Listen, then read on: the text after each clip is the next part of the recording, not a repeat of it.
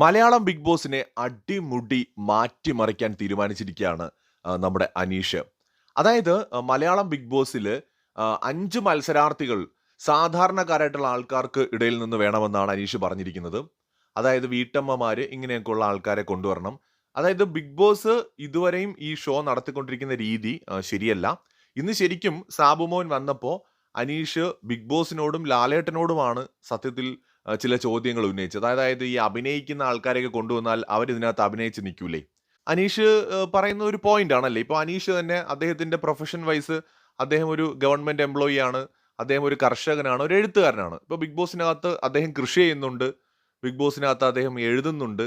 അദ്ദേഹം ഗവൺമെന്റ് എംപ്ലോയിയുടെ ജോലി ചെയ്യാൻ പറ്റാത്തതുകൊണ്ട് ബിഗ് ബോസിന്റെ ജോലികൾ പലതും ഈവൻ നമുക്കറിയാലോ അവിടുത്തെ ക്യാപ്റ്റന്റെ ജോലി വരെ ചെയ്യുന്നത് അനീഷാണ്. കാരണം അദ്ദേഹത്തിന്റെ എപ്പോഴും ആ ജോലി ചെയ്തുകൊണ്ടിരിക്കണം. അപ്പോൾ അദ്ദേഹം ആ ജോലി ചെയ്തുകൊണ്ടിരിക്കുകയാണ്. ക്യാപ്റ്റനെ പോലും ഒന്നും ചെയ്യാൻ സമ്മതിക്കാതെ അദ്ദേഹം ജോലി ചെയ്യാണ്. അപ്പോൾ അതുപോലെ അഭിനേതാക്കളായിട്ടുള്ള ആൾക്കാർ തീർച്ചയായിട്ടും അവർ ബിഗ് ബോസിൽ വന്ന് അഭിനയിച്ച് നിൽക്കുകയാണെങ്കിൽ എങ്ങനെ അറിയും എന്നാണ് ചോദിക്കുന്നത് നമ്മുടെ അനീഷ്. ചോദ്യം ബിഗ് ബോസിനോടാണ്, ലാലേട്ടനോടാണ്. നിങ്ങൾക്ക് വല്ല ധൈര്യം ഉണ്ടെങ്കിൽ വന്ന് ശനിയാഴ്ച വരെ ഒന്ന് ഞായറാഴ്ച വരെ എന്നൊക്കെ മറുപടി പറഞ്ഞോളി. അനീഷിന്റെ ചോദ്യത്തെ നിങ്ങൾ നിസ്സാരമായി കാണരുത്. ഇതിന് വളരെ വ്യക്തമായ മറ്റു ചില പ്രതികരണങ്ങൾ അനീഷിനെ സപ്പോർട്ട് ചെയ്യുന്ന ആൾക്കാരുടെ ഇടയിൽ നിന്നുണ്ടായിട്ടുണ്ട്. അതിൽ വളരെയധികം ശ്രദ്ധിക്കപ്പെടേണ്ട ഒരു കമന്റ് ഞാനിവിടെ വയ്ക്കാം.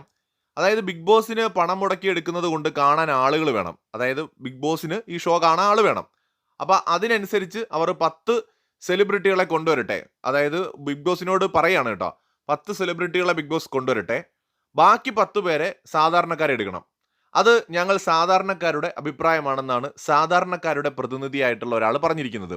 ഇതിനിടയിൽ എനിക്ക് സിനിമാക്കാരുടെ ഒരു കാര്യം പറയാനുണ്ട്. നിങ്ങൾ സിനിമാക്കാർക്ക്, ഞങ്ങൾ സാധാരണക്കാർ നിങ്ങളുടെ സിനിമ കാണണം. അപ്പം നിങ്ങൾ സിനിമ എടുക്കുന്ന സമയത്ത് ഒരു ഒരു 50 ആർട്ടിസ്റ്റുകൾ അതിലുണ്ടെങ്കിൽ 25 പേര് നിങ്ങൾ അമ്മയിൽ നിന്നോ അച്ഛനിൽ നിന്നോ ഏത് സംഘടനയിൽ നിന്നോ വേണോ നിങ്ങൾ എടുത്തോ. ഓക്കെ. അപ്പോൾ 25 നടന്മാരും നടിമാരും മറ്റ് എന്തൊക്കെയാണോ അത്. ബാക്കി 25 പേര് ഞങ്ങൾ സാധാരണക്കാരുടെ ഇടയിൽ നിന്ന് എടുക്കണം.